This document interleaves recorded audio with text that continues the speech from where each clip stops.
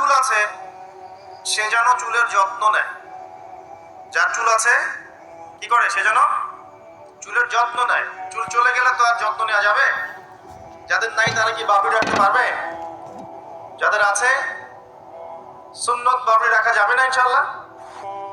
আচ্ছা, সবসময় এটা বাধ্যতামূলক নয় আপনার জন্য, কিন্তু যদি সুযোগ থাকে আপনি রাখতে পারেন। ওই সুন্নত না রেখে যদি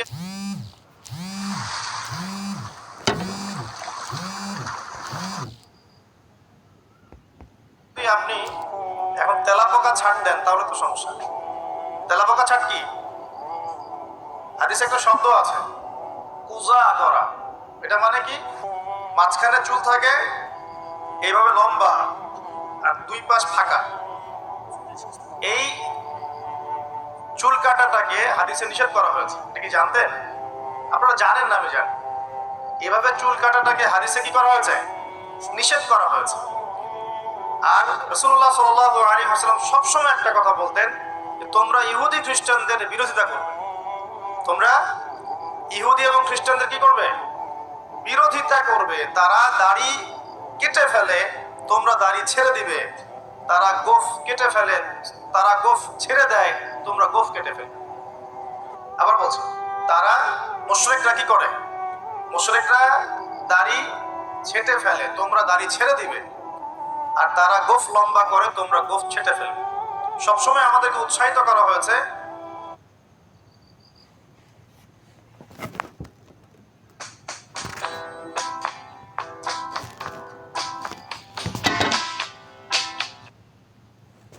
বিধর্মীদের সংস্কৃতির বিপরীত করার জন্য।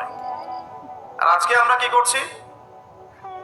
ইচ্ছায় হোক অনিচ্ছায় হোক, জেনে হোক আর না জেনে হোক, আমরা কিন্তু বিধর্মীদের আদর্শ এবং কালচারগুলো ফলো করছি না ভাই?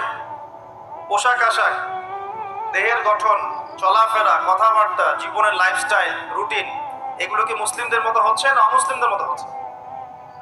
কোন মুসলিম যুবক কি ফজরের আজান শুনে নামাজ না পড়ে ঘুমাতে পারে?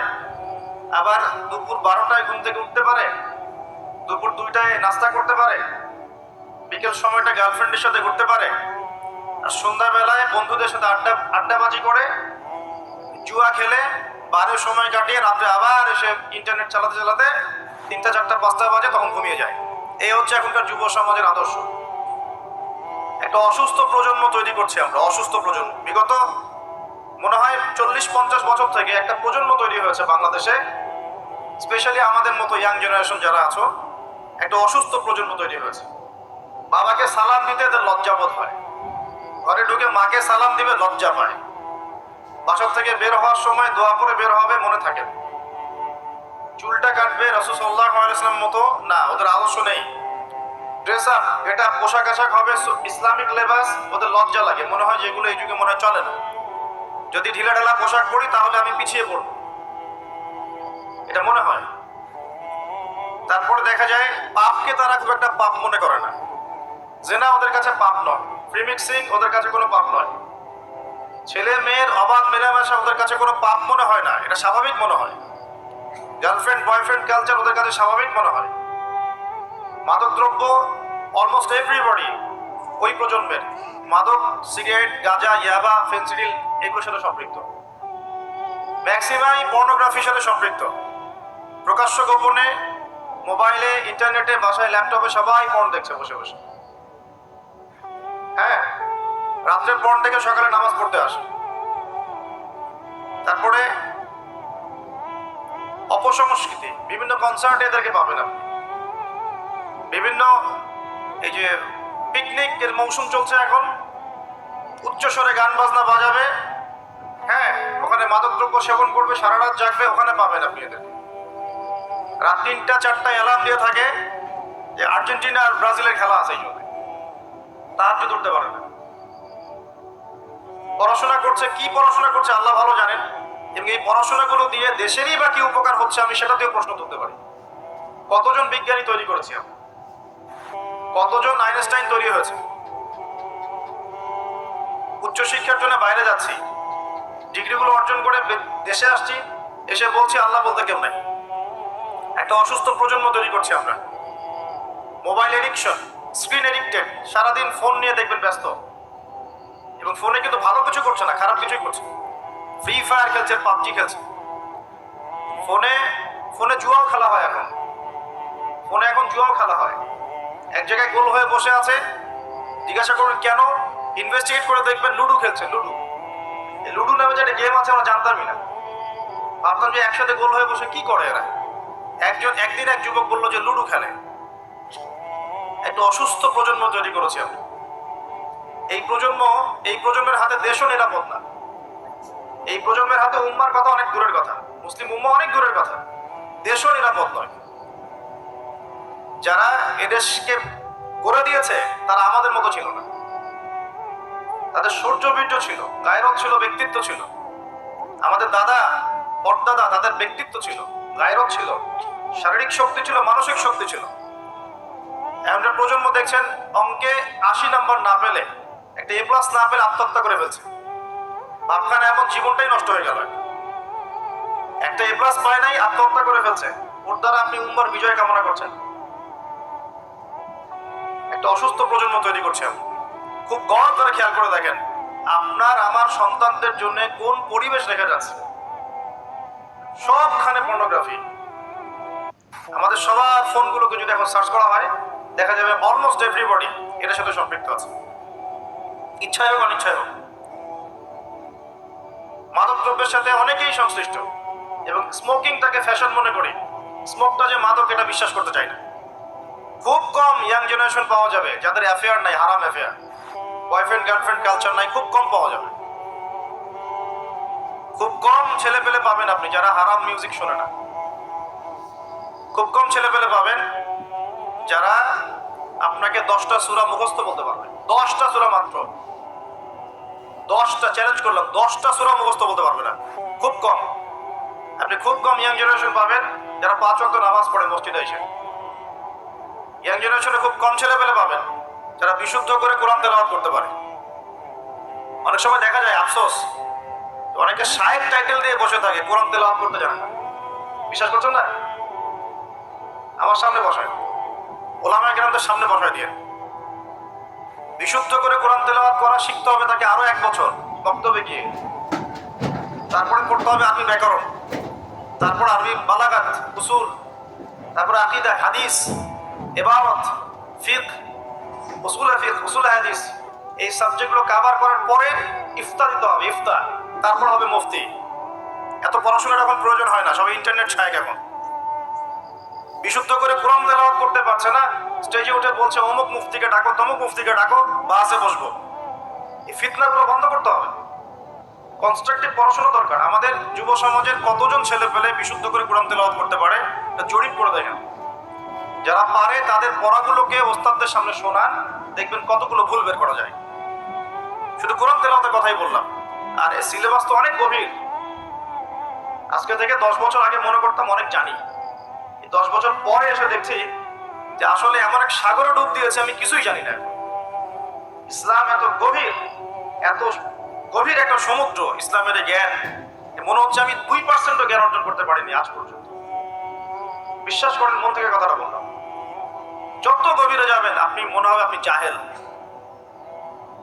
কি বলবো আপনাদেরকে, আমার তো বলার যোগ্যতাই নেই। আর এমনও ব্যক্তি দেখছি ওয়াজ মাহফিলের মঞ্চগুলোতে এসে কসম আল্লাহ বিশুদ্ধ করে কোরআনের একটা আয়াতও তেলাওয়াত করতে পারে না, শায়েখ লাকুব দিয়ে বসে আছে, বাসের জন্য মানুষকে ডাকছে। কোথায় ধর্ম চলে গেছে বাংলাদেশে? আর সাধারণ মানুষ তো সব বোঝে না। ওলামায়ে কেরাম যারা আছেন তাদের কথা সবার কাছে পৌঁছাচ্ছে না। তো এই ইন্টারনেটটা সবসময় উপকার করে নাই, অনেক সময় অনেক ক্ষতিও করেছে। কিছু কিছু ভালো জিনিস পাচ্ছেন ইউটিউবে, ফেসবুকে, হয়তো এগুলো যথেষ্ট না, কিন্তু এর মধ্য দিয়ে আপনি অনেক খারাপ জিনিসও পেয়েছেন।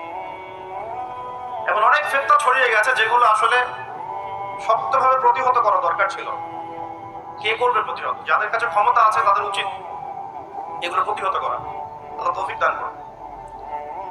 দ্বীন ইসলাম হুমকির মুখে পড়ছে। একটা অসুস্থ প্রজন্ম তৈরি করে যাচ্ছি আমরা। আমাদের বাচ্চারা, এই যে মেয়ে বাচ্চাগুলো, সুবহানাল্লাহ, আমরা তো ঢাকার মানুষ, এখন পোশাক বলতে আর কোনো পোশাক নাই। পোশাক মানে ছেলে যা পড়ে মেয়েও তাই করছে। যে কাপড়গুলো বাসায় পরে থাকে ছেলেরা, ছেলে মানুষরা যে কাপড়গুলো বাসায় পরে থাকে, সেই কাপড় পরে মেয়েরা বাইরে গিয়ে শপিং করছে। বাইরে গিয়ে, বিশ্বাস করছেন না কথা? যে কাপড়গুলো আমরা বাসায় পরি, জিন্স, ভিতরের স্যান্ডো গেঞ্জি পরি না, যে গেঞ্জিটা আমাদের গায়ের সাথে লেগে থাকে, কি বলেন, স্যান্ডো গেঞ্জি বলেন না? হ্যাঁ, এই টাইপের। আর এই শীতকালে আমরা যে একটা ইনার পরি নিচে,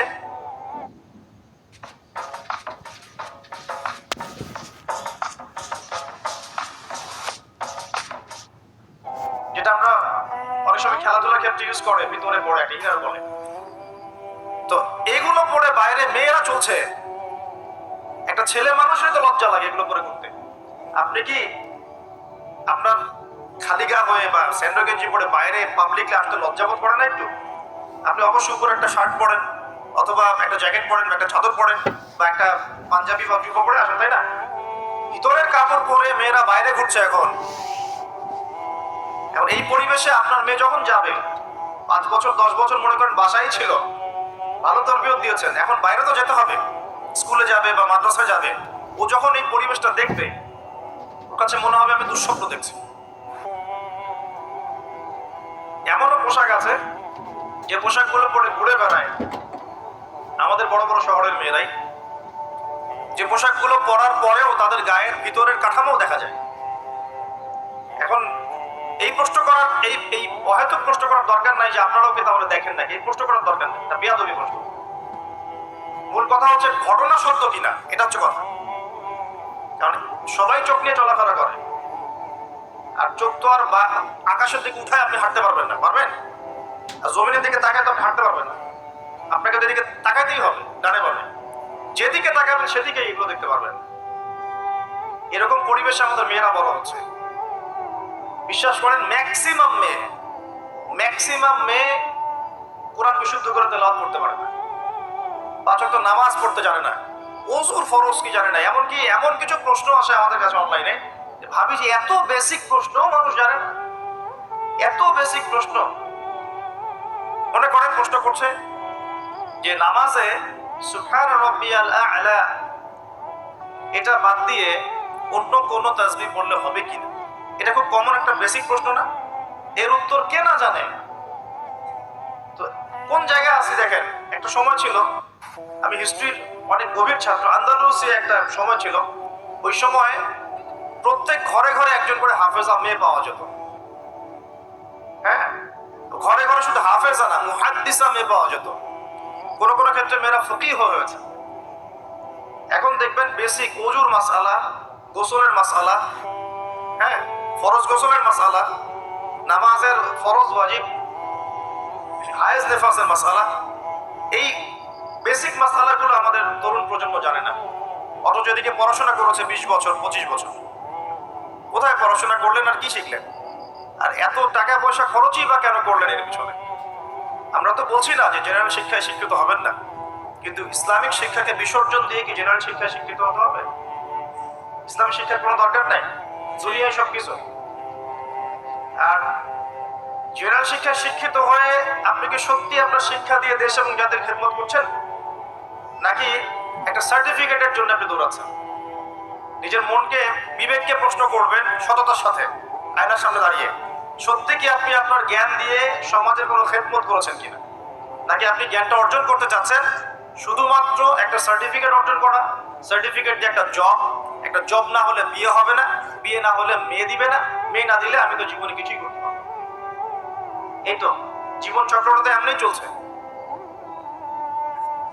তরুণ প্রজন্মকে আমি প্রথমে রিকোয়েস্ট করবো যে একটা আয়াত দিয়ে আলোচনা শুরু করেছে। প্রিয় ভাইরা এবং বোনেরা, আল্লাহ পাক বলেছেন ওয়ামা আতাকুমুর রাসূলু ফাখুযু। আল্লাহর আদেশ এটা, যখন আল্লাহ পাক কোনো আদেশ করেন সেটা কিন্তু ফরজ হয়ে যায়। আল্লাহর আদেশ কি হয়? আল্লাহ যখন কোনো আদেশ করেন সেটা কি হয়? ফরজ। আল্লাহ পাক বলেন ওয়ামা আতাকুমুর রাসূল ফাখুযু। রাসূলুল্লাহ সাল্লাল্লাহু আলাইহি ওয়াসাল্লাম যা তোমাদেরকে দিয়েছেন, যে সুন্নাহগুলো দিয়েছেন সেগুলো গ্রহণ করো। ওয়ামা নাহাকুম আনহু ফান্তাহু। রাসূল যা থেকে নিষেধ করেছেন দূরে থাকো। দুটো জিনিস পাচ্ছেন, যা দিয়েছেন নিতে হবে, যা নিষেধ করেছেন ছাড়তে হবে। শুধু যা দিয়েছেন নিব, যা নিষেধ করেছেন ছাড়বো না, এটাও কিন্তু হলো না। যা দিয়েছেন নিতে হবে, যা ছাড়তে বলেছেন কি করতে হবে? ছাড়তে হবে। আপনাকে দাড়ি ছাড়তে বলেছেন, ছেড়ে দেন। গোফ কেটে ফেলতে বলেছেন, কেটে ফেলেন। দুটোর উপর আমল হয়ে গেল। ঘুমাচ্ছেন আপনি, কেন মিউজিক শুনতে শুনতে আপনি কানের মধ্যে হেডফোন দিয়ে ঘুমিয়ে যান? এটা কি রাসূলের সুন্নাত হলো নাকি? সুন্দর করে ওযু করবেন, এই রাত্রে থেকে আমল শুরু করেন ইনশাআল্লাহ। আজকে থেকে সুন্দর করে ওযু করবেন। যদি পসিবল হয় সূরা মুলক তেলাওয়াত করবেন। কোন সূরা? তাবারাকাল্লাযী বিয়াদিহিল মুলক ওয়া হুয়া আলা কুল্লি শাইইন কাদির। এই সূরাটা রাতে তেলাওয়াত করতে বলেছেন আল্লাহ পাক, খেয়াল করে দেখেন। এবং ফজিলত বলা হয়েছে এই সূরার তেলাওয়াত ইনশাআল্লাহ আপনাকে কবর আযাব থেকে বাঁচাবে। এটা হাদিস আছে কিন্তু। আর একটা লিংক আপনাকে দেই, একটু মনোযোগ দিবেন। লিংকটা হচ্ছে আল্লাহ পাক কোরআনের আয়াতগুলোকে তুলনা করেছেন আকাশের তারার সাথে। কিসের সাথে? আকাশের তারার সাথে। আকাশের তারা কি করে? শুধু কিন্তু সৌন্দর্য বৃদ্ধি করে না, আকাশের তারাগুলোকে যদি মিলাতে পারেন সঠিকভাবে, আপনি পথ খুঁজে পাবেন। কি পাবেন? পথ বা রাস্তা খুঁজে পাবেন। আর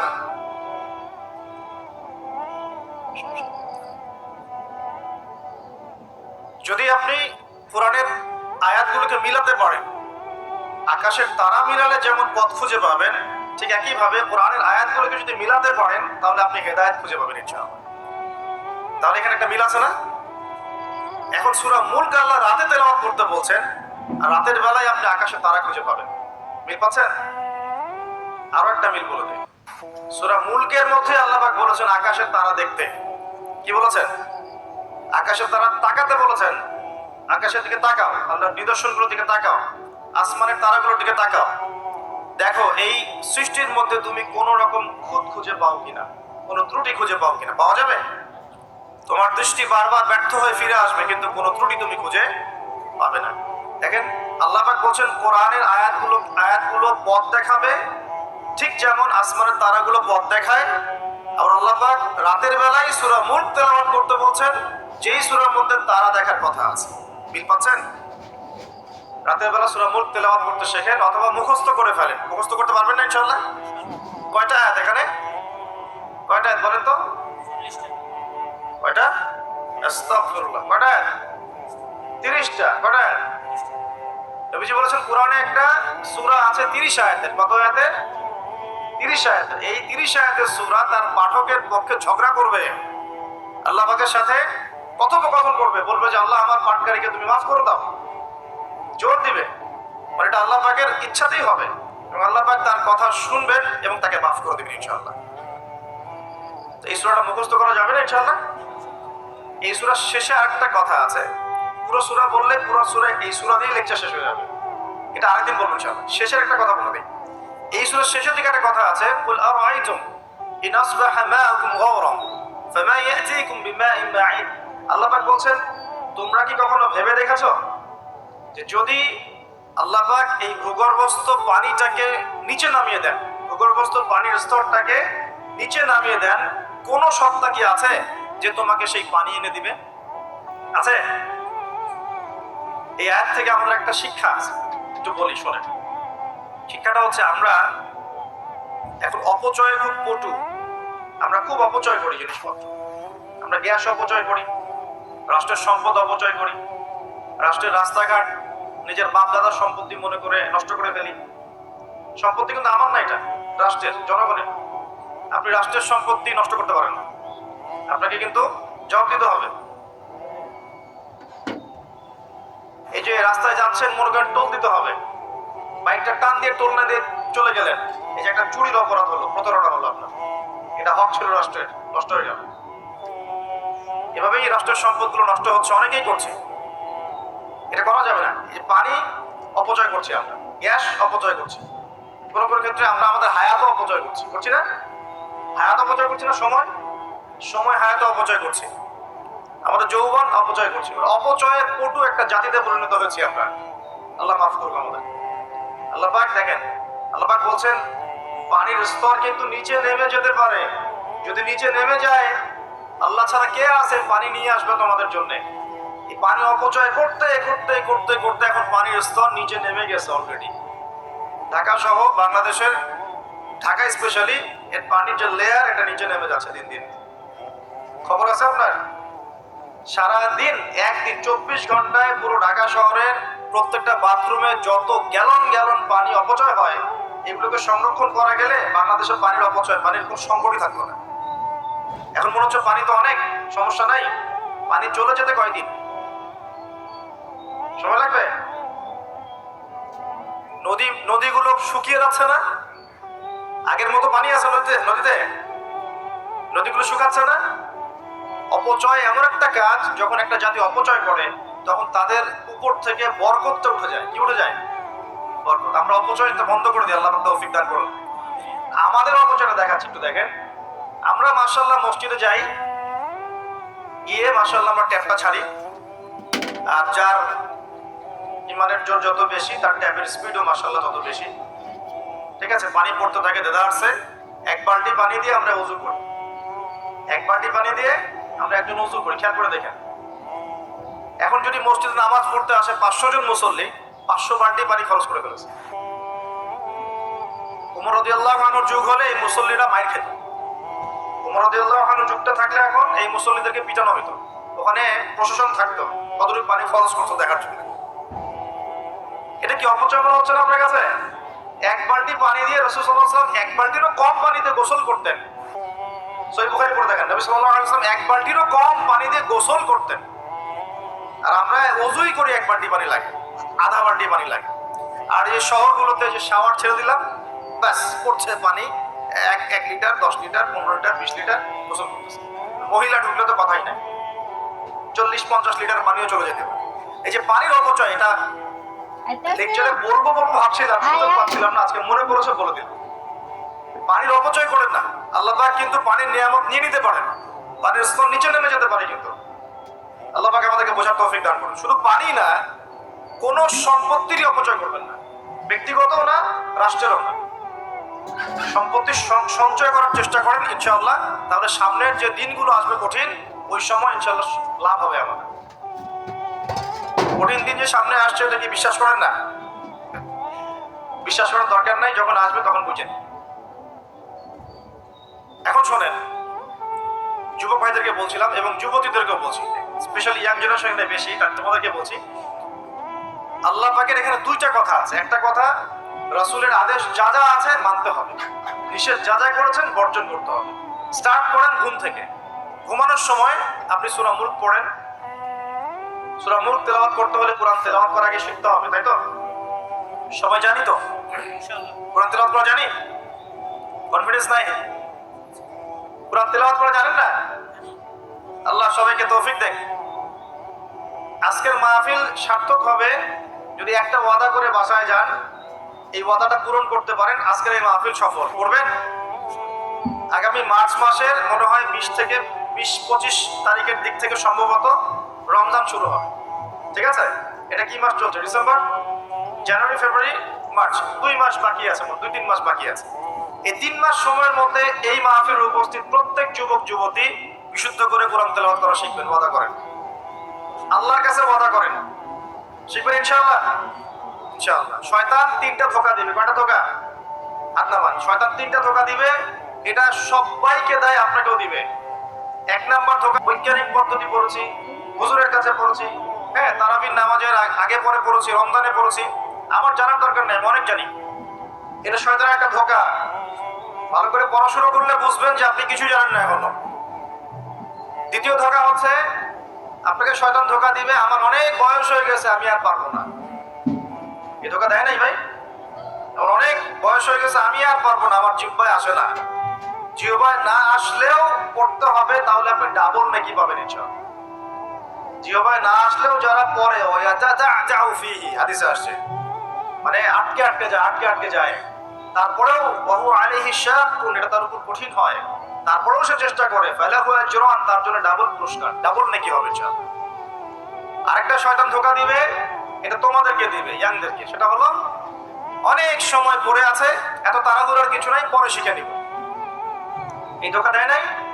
এই ধোঁকা দিয়ে দিই তো বয়স হয়ে গেল 25-30, এখনো 30টা কোরআনের আয়াত তুমি বলতে পারছো না। 30টা কোরআনের আয়াত তুমি জানো না, এটা তো ওই ধোঁকারই ফসল। তোমার আব্বা আম্মাকে আগে ধোকা দিয়েছে শয়তান, বাচ্চাটাকে আগে বড় করি, স্কুল কলেজ বিশ্ববিদ্যালয়টা শেষ হোক, তারপরে দেখা যাবে। ওই করতে করতে ছেলের বয়স হয়ে গেছে 25-30, এখনো ওযুর মাসআলা জানে না, নামাজের মাসআলাগুলো জানে না, ফরজ ওয়াজিব সুন্নত মুস্তাহাব বোঝে না, আর ইসলামের গভীর জ্ঞান তো অনেক দূরের কথা, কোরআন হাদিস আকীদা উসুল ফিকহ এগুলো তো অনেক পরের কথা। এখন সে দিন শেখার জন্য একটাই মাধ্যম সামনে পায়, Facebook YouTube, Facebook YouTube, that's all. আর ফেসবুক ইউটিউব মানে কি, ঢুকবে দেখবে অমুক যা বললো তমুকের বিরুদ্ধে, আর তমুক যা বললো অমুকের বিরুদ্ধে, এগুলোই দেখবে। এখানে শেখার তো তেমন কিছু নাই, আপনি তো এখানে সমালোচনা শিখবেন খালি। এখানে শিখবেন কিভাবে ওয়াজ মাহফিলে উঠে কাউকে তুচ্ছ তাচ্ছিল্য করতে হয়। আপনি শিখছেন এখানে কিভাবে একজন আরেকজনকে গালি দিচ্ছে, কিভাবে একদল আরেকদলকে গালি দিচ্ছে, কিভাবে এ তার বিরুদ্ধে বলছে, ও তার বিরুদ্ধে, এটা তো শিখছেন আপনি। তাহলে সঠিক শিক্ষা পাবেন কোথায়? এখানে ঈমান রিচার্জ করবেন, সঠিক শিক্ষাটা পাবেন কোথায়? আপনাকে তো আলেম ওলামার কাছে সোহবতে যেতে হবে তো, এবং সিলেবাস ভিত্তিক পড়াশোনা করতে হবে তো। তাহলে শুধু এই ইন্টারনেটে ঢুকলে আপনি বিভ্রান্ত হয়ে যাবেন। ইন্টারনেট একটা ফিতনার জায়গা এখন, এটাকে মাধ্যম বানাতে পারেন আপনি, আপনি সহযোগী মাধ্যম বানাতে পারেন, কিন্তু একমাত্র মাধ্যম বানালেই সমস্যা আছে, আপনি শেষ, তখন সমস্যা হয়ে যাবে আপনার। এই কথাগুলো আমাদের বাস্তব জীবনের উপলব্ধি থেকে বলছি, ইনশাআল্লাহ আপনার জীবনে ফায়দা দিবে ইনশাআল্লাহ। প্রিয় যুবক ভাইরা, এই 3টা ধোঁকা থেকে বেঁচে থাকবেন। রাত্রেবেলা কি তেলাওয়াত করবেন তাহলে?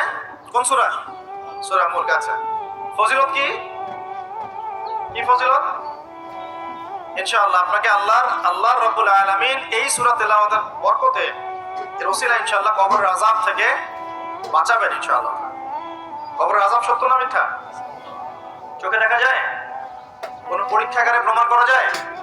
তাহলে পশ্চিমারা যে বলে পরীক্ষা নিরীক্ষা পর্যবেক্ষণ ছাড়া কোনো জ্ঞান নেওয়া যাবে না, তাহলে কি হবে? এই যে শিক্ষা ব্যবস্থা দাঁড়িয়ে আছে এখনকার এই দর্শনের উপরে, পরীক্ষা নিরীক্ষা পর্যবেক্ষণ চাক্ষুষ না দেখার পর্যন্ত কিছু বিশ্বাস করি না। যদি বিশ্বাস করেন তখন আপনাকে বলবে ধর্মান্ধ হয়ে ব্যক্তি। কি বলবে? কথা বোঝেন না আমার? হ্যাঁ, ওদের ফিলোসফি অফ এডুকেশন, মানে আমরা বলি এটাকে এপিস্টিমোলজি, আমাদের ফিলোসফিতে বলতে এপিস্টিমোলজি মানে জ্ঞান তত্ত্ব। এই শব্দের অর্থ হচ্ছে কি? জ্ঞান তত্ত্ব। ওদের জ্ঞান তত্ত্ব হচ্ছে যে যেটা ভিজুয়াল না, আমরা যা দেখি না, এবং যেটা স্পর্শ করা যায় না, ইন্দ্রিয় দিয়ে উপলব্ধি করা যায় না, মানে স্পর্শ করে বোঝা যায় না, গন্ধ নিয়ে বোঝা যায় না, তারপরে কঠিন তরল না বায়বীয় পরীক্ষা করা যায় না, পরীক্ষা নিরীক্ষা পর্যবেক্ষণের মাধ্যমে সিদ্ধান্তে আসা যায় না, এটাকে জ্ঞান বলে না। যদি এটাকে এই সিঁড়িগুলো উত্তরানো যায় তখন সেটা জ্ঞান, ওদের দর্শনে না। তাহলে এখন কবর আযাবটাকে আপনি কি করবেন? এখন কবর আযাব নাই, তাহলে এখন তো আপনাকে আল্লাহ পাকের কথায় বিশ্বাস করতে হচ্ছে না, গায়েবে বিশ্বাস করতে হচ্ছে। তাহলে এখন আপনি যখন গায়েবে বিশ্বাস করতে যাবেন, ওরাই আপনাকে তকমা দিয়ে দিবে তো ধর্মান্ধ, এবং ওয়ার্ল্ড আপনাকে আক্রমণ করবে তখন। যেমন মুসলিমদেরকে এখন আক্রমণ করছে না এগুলো দিয়ে, এগুলো এমনি এমনি আসে নাই, এটা পরিকল্পিত। আপনার ভিত্তিটাকে নড়িয়ে দিবে। তাই তো আসলেই তো আল্লাহকে তো দেখি না, ফেরেশতা তো দেখি না, জিন জাতিকে তো দেখি নাই, আত্মা তো দেখি না, কবর আযাব তো দেখি না, কেন বিশ্বাস করবো তাহলে? এই জন্য দেখবেন একটা প্রজন্ম তৈরি হয়েছে এখন, ওরা বলে যে আমি তো আল্লাহ কোরআন এগুলো তো খুব একটা বিশ্বাস করি না, আর আমি তো দেখি না। আছে না আমার লোকজন আশপাশে আপনার? এদের সংখ্যা বাড়ছে না কমছে? দিন দিন বাড়ছে। হয়তো আপনার কাছে মনে হচ্ছে যে এদের সংখ্যা হয়তো বেশি না, কিন্তু দিন দিন বাড়ছে। একটা তথ্য দিয়ে যে আপনাদেরকে এখানে শোনেন, বিগত 100 বছরে, কত বছরে? বিগত 100 বছরে বিশ্বের 3টা দর্শন খুব চলেছে। কয়টা দর্শন? 3টা। একটা হচ্ছে এলিমিনেশন, ওরা বলে কি এলিমিনেশন, মানে কনসেপ্ট অফ গড, মানে আল্লাহর বিশ্বাসটাকে সরিয়ে দেয়া, এটাকে এলিমিনেট করা। দেখবেন পশ্চিমারা সহ এই উন্নত সভ্যতা, সোকল্ড উন্নত সভ্যতারে কিন্তু আল্লাহ বিশ্বাস করে না, তারা নাস্তিকতার আদর্শ ছড়িয়ে দিচ্ছে, কিন্তু তারা বিজ্ঞানে বিশ্বাস করে, আল্লাহ বিশ্বাস করে না। কিন্তু বিজ্ঞান যদি বলে কবরের আযাব বলে কিছু আছে, ওরা বিশ্বাস করবে, অবশ্যই বিশ্বাস করবে। কিন্তু আল্লাহ যদি বলেন কবরের শাস্তি আছে, তারা বিশ্বাস করবে না। আমার কথা বোঝাতে পারছি? আচ্ছা, এটা একটা। 2 নম্বর হচ্ছে ম্যাটেরিয়ালিজম, মানে বস্তুবাদিতা, মানে মানুষকে দুনিয়া খাও দাও ফুর্তি করো, ব্যাংক ব্যালেন্স, টাকা পয়সা, জমি জমা, স্ট্যাটাস, এইটুকুর মধ্যে সীমাবদ্ধ করেছে। চিন্তাগুলোকে এর মধ্যে সীমাবদ্ধ করেছে। পরকালের জীবন, ওইখানে জবাবদিহিতা, আল্লাহর সামনে দাঁড়ানো, এগুলো বাতিল, এগুলো পড়ে। মানুষকে দুনিয়ার দিকে ফোকাস করেছে। দেখেন না এখন ফ্লাইওভারে দাঁড়াবেন, দেখবেন মানুষ ছুটছে, সারাদিন ছুটছে। কিসের পিছনে? পরকাল, দুনিয়ার পিছনে। অল্প কিছু মানুষ আছে যারা একটু ধর্মান্ধ টাইপের নাকি, তারা ছোটে ধর্মের দিকে। আরেকটা আছে 3 নাম্বার, এটা হলো চ্যালেঞ্জ এগেইনস্ট রিলিজিয়ন, মানে ধর্মের বিরুদ্ধে চ্যালেঞ্জ উত্থাপন করা, যে ধর্মের এটা কেন, ধর্মের ওইটা কেন, হ্যাঁ মুসলিমদের মধ্যে পর্দা কেন, চুরি করলে চোরের হাত কেন কাটতে হবে, বড় একটা বিষয়। তারপরে ইসলামে বহু বিবাহ কেন, ঠিক আছে, তারপরে বিয়ের এক্সাক্ট কোনো বয়স নাই কেন, মানে এই যে কনসেপ্ট থ্রো করছে না এগুলো চ্যালেঞ্জ, রিলিজিয়নকে চ্যালেঞ্জ করা, এই দর্শনটা ছড়িয়ে দেওয়া হয়েছে বিগত 100 বছর। এই তথ্যটা আপনাকে জানিয়ে দিলাম, ইনশাআল্লাহ আপনাদের স্টাডির ক্ষেত্রে কাজে দিবে। প্রিয় ভাইরা, পরিবেশটা নষ্ট করবেন না, যাদের কোনো হাজত আছে পিছন দিক দিয়ে চলে যান। আজকে রাত্রে ঘুমানো থেকে শুরু করে দেন রাসূলুল্লাহ সাল্লাল্লাহু আলাইহি ওয়াসাল্লামের সুন্নাহর উপর আমল করা। পারা যাবে ইনশাআল্লাহ। প্রথমে সূরা মুলক, তারপরে আপনি পড়বেন সূরা ফালাক, নাস, ইখলাস, 3 বার, মোট 9 বার। এবং প্রত্যেক 3 বার শেষ হলে আপনি দুহাতকে একত্রিত করে ফু দিয়ে নিজের মাথা থেকে নিয়ে যতদূর পর্যন্ত পারেন মাসাহ করবেন। ইনশাআল্লাহ রাত্রেবেলা আপনাকে কোনো দৃশ্যের প্রতি স্পর্শ করবে না ইনশাআল্লাহ। ঘুমের মধ্যে অনেক সমস্যা হয় না অনেকের, ওই যে বলে বোবা ধরে, দুঃস্বপ্ন দেখেন, হ্যাঁ ভয় পান, আছে না এগুলো সমস্যা? এই সব সমস্যার সমাধান কি মেডিকেল সায়েন্স করতে পারে? যাবেন একটা অ্যান্টি ডিপ্রেশন ওষুধ দিয়ে দিবে, অথবা একটা ঘুমের ওষুধ দিয়ে দিবে, ঘুমান। কিন্তু সব সমস্যার সমাধান কে করতে পারে? আল্লাহ পাক করেন ইনশাআল্লাহ। এগুলো নিঃসন্দেহে কোনো না কোনো ভিত্তি এবং পিছনের একটা ব্যাখ্যা আছে, যেটা হয়তো আমাদের নাও জানা থাকতে পারে, হতে পারে না? সব জ্ঞান কি আমাদের আছে? সব জ্ঞান যে আমাদের নাই, একটা এক্সাম্পল দেয়, জাস্ট একটা এক্সাম্পল দেয়। আমাদের শরীরে কি আত্মা আছে? আছে না নাই? আত্মাকে কি কেউ দেখেছে কিনা? এটাকে কেউ টাচ করেছে কিনা? তা আত্মা কঠিন, তরল না বায়বীয় কোনো জ্ঞান কারো আছে কিনা? এখন একজন মানুষ মৃত, একজন মানুষ জীবিত, উভয়ের মাঝখানে পার্থক্যটাই তো হচ্ছে আত্মা। একজন মানুষ মৃত, তার মধ্যে আত্মাটা নাই, আর যে মানুষটা জীবিত তার মধ্যে কি আছে? রূহ বা আত্মা আছে। আল্লাহ পাক এই সম্পর্কে কি বলছেন? আল্লাহ বলছেন সূরা বনী ইসরাঈলে, ইয়াসআলুনাকা আনির রূহ, হে নবী তারা তোমাকে রূহ বা আত্মা সম্পর্কে জিজ্ঞেস করে। কুলির রূহ মিন আমরি রাব্বি, তুমি বলে দাও হে নবী রূহ হচ্ছে তোমার রবের একটা আদেশ মাত্র। কি একটা আদেশ? আদেশে এসেছে, আদেশে চলে যাবে, কোনো কারণ লাগে নাকি? আমরা কারণ ব্যাখ্যা করতে চাই, এটাকে বলে কার্যকারণ তত্ত্ব। প্রত্যেকটা কাজের পিছনে একটা কারণ ব্যাখ্যা করি, এটা কেন হলো এই কারণে, এটা কেন হলো এই কারণে, এটাকে বলে কার্যকারণ তত্ত্ব।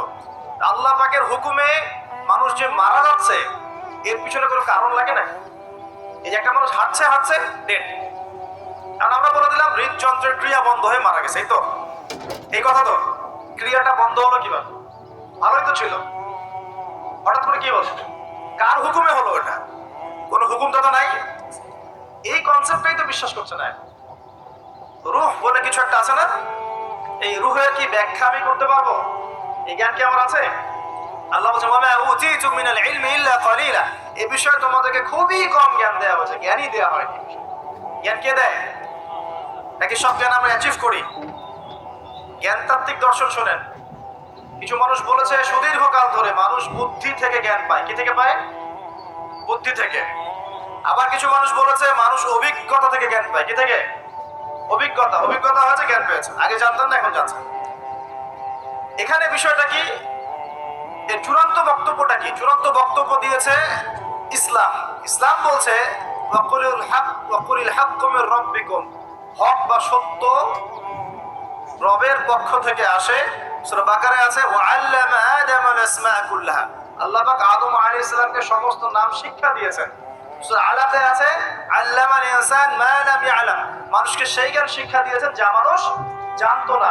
জ্ঞানকে শিক্ষা দিয়েছেন, জ্ঞানকে শিক্ষা দিয়েছেন। তাহলে জ্ঞান কার পক্ষ থেকে আসে? এখানে একটা কথা মনে রাখবেন, আপনার যদি অনেক বড় ডিগ্রি সার্টিফিকেটও থাকে, যদি হৃদয়টা পরিচ্ছন্ন না হয়, হৃদয়ে নূর না থাকে, আল্লাহর মারিফত বসীরা না থাকে, তাহলে কিন্তু আল্লাহর পক্ষ থেকে জ্ঞান পাওয়া খুব ডিফিকাল্ট। আপনি কাগজের কিছু জ্ঞান পেতে পারেন, তথ্য পেতে পারেন, ইনফরমেশন পেতে পারেন, প্রকৃত জ্ঞান পাওয়া খুব টাফ আছে। আল্লাহ পাক বোঝার তৌফিক দান করুন। সূরা ফালাক নাসে ক্লাস পড়বেন, সূরা মুলক পড়বেন, ওযু করার কথা বলেছি। এর পাশাপাশি আপনি সূরা কাফিরুন পড়বেন। কোন সূরা? কোনটা বলেন তো? প্রথম লাইন কি? কুল ইয়া আইয়ুহাল কাফিরুন। মাশাআল্লাহ। আচ্ছা, এই সূরাটা ফজিলত আছে। যদি আপনি প্রত্যেক রাতে সূরা কাফিরুন পড়েন ঘুমানোর আগে, ইনশাআল্লাহ তাআলা আল্লাহ পাক আপনাকে আমাকে শিরকের পাপ থেকে বাঁচিয়ে রাখবেন ইনশাআল্লাহ। কিসের পাপ? শিরকের পাপ কি সবচেয়ে বড় পাপ না ছোট পাপ? একটা হাদিস বলে দেই, ইনশাআল্লাহ যথেষ্ট হবে। রাসূলুল্লাহ সাল্লাল্লাহু আলাইহি ওয়াসাল্লামকে আল্লাহ পাক একটা ওয়াদা করেছেন। কি ওয়াদা করেছেন? আল্লাহ পাক বলছেন মেরাজের রাতে, হে নবী মুহাম্মদ সাল্লাল্লাহু আলাইহি ওয়াসাল্লাম, তোমার উম্মতের মধ্যে কোনো ব্যক্তি যদি, তোমার উম্মতের মধ্যে যে কোনো ব্যক্তি যদি আসমান জমিন সমান পাপ নিয়ে আমার সামনে হাজির হয়, কিন্তু আমার সাথে কাউকে শরীক করেনি, শিরকের পাপ নাই, আমি আল্লাহ তার সামনে আসমান জমিন সমান গুনাহ, আসমান জমিন সমান ক্ষমা নিয়ে হাজির হব। কথা কি বুঝতে পারছেন? অনেক পাপ করেছেন আপনি, পাপের শেষ নাই, কিন্তু আপনি শিরকের পাপ করেন নাই। ইনশাআল্লাহ একদিন না একদিন আপনি জান্নাতে যাবেন ইনশাআল্লাহ। আল্লাহ পাক সমস্ত পাপ মাফ করতে পারেন, কোন পাপ ছাড়া? শিরক। তওবা করলে এখনই মাফ করতে পারেন ইনশাআল্লাহ। তো এই শিরকের পাপ থেকে আপনাকে বাঁচাবে কোন সূরা? সূরা কাফিরুন। তেলাওয়াত করেন, দেখবেন শিরক আপনি চিনে ফেলবেন ইনশাআল্লাহ। সেখান থেকে আপনি দূরে থাকতে পারবেন ইনশাআল্লাহ। আর শিরক থেকে বাঁচার জন্য একটা কিতাব আমি সাজেস্ট করেছি অনেকবার, কিতাবুত তাওহীদ। কোন কিতাব? কিতাবুত তাওহীদের শারাহ বা ব্যাখ্যা আছে, অনেকগুলো প্রকাশনা থেকে বের হয়েছে, কিনতে পারেন। বাংলায় অনুবাদ করা আছে, বইটা পড়তে পারেন। তবে বইটা একটু কঠিন, অনেকে হয়তো বুঝতে পারবেন না সবকিছু। যেটাই বুঝবেন না, স্থানীয় বড় আলেম যিনি আছেন, হকপন্থী আলেম, তার কাছে গিয়ে জিজ্ঞাসা করবেন। একা একা পণ্ডিত হতে যাবেন না, একা একা পণ্ডিত হয়ে গেলে সমস্যা। ওই যে এক শ্রেণী বের হয়ে গেছে যে কোরআন মানলেই হবে, হাদিস মানার কোনো দরকার নেই, আছে না? হ্যাঁ, এই যে বেশি পণ্ডিত এখানে কোরআনের দলিলকে অগ্রাহ্য করলো। আল্লাহ যে বলছেন রাসূল যা দিয়েছেন নাও, রাসূলের দেওয়াগুলো পাবো কোথায়? রাসূল যা দিয়েছেন সেগুলো কি কোরআনে আছে নাকি? রাসূল যেগুলো দিয়েছেন ওগুলো কোথায় আছে? রাসূল যেগুলো থেকে নিষেধ করেছেন ওগুলো কোরআনে আছে নাকি? রাসূল যেগুলো নিষেধ করেছে কোথায় আছে? তাহলে এই অংশটুকু বাদ দিয়ে কোরআন মানা যাবে নাকি? তার মানে হচ্ছে আমি কোরআনটাই তো মানলাম না, তাহলে আমি কোরআনটাই মানিনি আসলে। তো এই যে সমস্যা, নিজে বেশি পণ্ডিত হলে এগুলো প্রবলেম আছে। ওলামায়ে কেরামের সাথে সম্পর্ক রাখতে হবে। আর কোন ওলামায়ে কেরামের সাথে সম্পর্ক রাখতে হবে? যাদের সকালের ফতোয়া দুপুরের একটা পিটানিতে রাত্রে চেঞ্জ হয়ে যায়। সকালে একটা ফতোয়া দিয়েছে, ওই ফতোয়া দেওয়ার কারণে দুপুরে একটা মাইর খাইছে, রাত্রেবেলা সেই ফতোয়া চেঞ্জ, হকপন্থী হয়ে গেল। এমন বহু আছে, মানে এমন কিছু মতাদর্শ নিয়ে চলে যেগুলো নিয়ে চললে জীবনে কোনো বাধা বিপত্তির অবকাশ নেই। সারা জীবন দাওয়াতি কাজ করেই যাবে, কেউ একটু শব্দও করবে না তার বিরুদ্ধে। রাসূলুল্লাহ সাল্লাল্লাহু আলাইহি ওয়াসাল্লামকে 23 বছরে এত মার খেতে হইলো কেন তাহলে? আমাকে একটা প্রশ্ন উত্তর দেন। লা ইলাহা ইল্লাল্লাহ এর দাওয়াত তো নবী সাল্লাল্লাহু আলাইহি ওয়াসাল্লামও দিয়েছেন, আর আমিও দিচ্ছি, আপনিও দিচ্ছেন। রাসূলুল্লাহ সাল্লাল্লাহু আলাইহি ওয়াসাল্লামের উপরে এত বাধা বিপত্তি, নির্যাতন, নিপীড়ন নেমে আসে, আর আপনার ঘরে এত এত এত অর্থ সম্পদ পড়ে আসতেছে, ঘটনাটা কোথায়? এই লা ইলাহা ইল্লাল্লাহ গুলোর মধ্যে নিশ্চয়ই পার্থক্য দেখা যাচ্ছে। কথা মানে বোঝেন না? যেই লা ইলাহা ইল্লাল্লাহ এর দাওয়াত দেওয়ার জন্য নবী সাল্লাল্লাহু আলাইহি ওয়াসাল্লামকে গালি খেতে হয়েছে 15টা। কয়টা বলেন? 15টা গালি খেতে হয়েছে। আর রাহিবুল মাকতুম বই পড়ে দেখেন, যেই লা ইলাহা ইল্লাল্লাহ এর দাওয়াত দেওয়ার কারণে রাসূলকে 16 বার হত্যা করার চেষ্টা করা হয়েছে। কতবার? পড়েন, সিরাতের বই পাবেন। মক্কা বিজয়ের সময়, তাওয়াফ করার সময়ও তাকে হত্যার চেষ্টা করা হয়েছে। যেই লা ইলাহা ইল্লাল্লাহ দাওয়াত দেওয়ার জন্য নবী সাল্লাল্লাহু আলাইহি ওয়াসাল্লামের ঘাড়ে উটের নাড়ি ভুঁড়ি চাপিয়ে দেওয়া হয়েছে, দেশান্তরিত করা হয়েছে। তায়েফের মানুষ ইটপাটকেল নিক্ষেপ করেছে, রক্ত ঝরেছে। সেই একই লা ইলাহা ইল্লাল্লাহ এর দাওয়াত দেওয়ার পরে আমার ঘরে বিলিয়ন বিলিয়ন ডলার আসতেছে। সমস্যা কোথায়? তাহলে সমস্যা কোন জায়গায়? নিঃসন্দেহে উভয় লা ইলাহা ইল্লাল্লাহ এর মধ্যে পার্থক্য আছে। হ্যাঁ, আমি এমন লা ইলাহা ইল্লাল্লাহ দাওয়াত দিচ্ছি যে দাওয়াত দিলে কোনো সমস্যা নাই, আমি সব তরকারিতেই চলবো, পার পেয়ে যাবো ইনশাআল্লাহ। আর যদি হকপন্থী লা ইলাহা ইল্লাল্লাহ দাওয়াত দিতে যান তাহলে সমস্যা আছে। আল্লাহ রাব্বুল আলামিন আমাদেরকে সৎ কাজের আদেশের সাথে সাথে অসৎ কাজে নিষেধ করার তৌফিক দান করুন। আমিন। বিশ্বাস করেন নবী সাল্লাল্লাহু আলাইহি ওয়াসাল্লাম যদি সারা জীবন বলতেন সুবহানাল্লাহ পড়লে এত নেকি হয়, আলহামদুলিল্লাহ পড়লে এত নেকি হয়, আল্লাহু আকবার পড়লে এত নেকি হয়, কোনো সমস্যা হওয়ার কথা ছিল না। নবী সাল্লাল্লাহু আলাইহি ওয়াসাল্লামকে প্রস্তাব দেওয়া হচ্ছে, তুমি যে আল্লাহর ইবাদত করো সেই আল্লাহর ইবাদত আমরা করব, পাশাপাশি আমরা আমাদের লাত ওজ্জা মানাতেরও ইবাদত করব। হবে কি? নবী সাল্লাল্লাহু আলাইহি ওয়াসাল্লাম বলছেন, জি না, হবে না। কুলু লা ইলাহা ইল্লাল্লাহ তুফলিহুন। লা ইলাহা ইল্লাল্লাহ বলে সমস্ত বাতিল ইলাহকে অ্যাভয়েড করতে হবে, এলিমিনেট করতে হবে, তারপর হবে মুসলিম। এখন আপনি 5 ওয়াক্ত নামাজও পড়বেন মাশাআল্লাহ, এদিকে সুদও খাবেন, আপনি রমজান মাসে সাওমও রাখবেন মাশাআল্লাহ, আপনি ঘুষও নেবেন, আপনি এদিকে দান সদকাও করবেন, আবার যাকাতও দিবেন না, এদিকে মাশাআল্লাহ আপনি তাহাজ্জুদ পড়বেন, পর্দা মানবেন না, হ্যাঁ, এদিকে আপনি তাসবিহ তাহলিল করছেন, হজ উমরা করছেন বছর বছর, এদিকে দুর্নীতিও করবেন, অন্যের সম্পদ আত্মসাৎও করবেন। এই লা ইলাহা ইল্লাল্লাহ তো আল্লাহর রাসূল শিখান নাই, শিখাইছেন?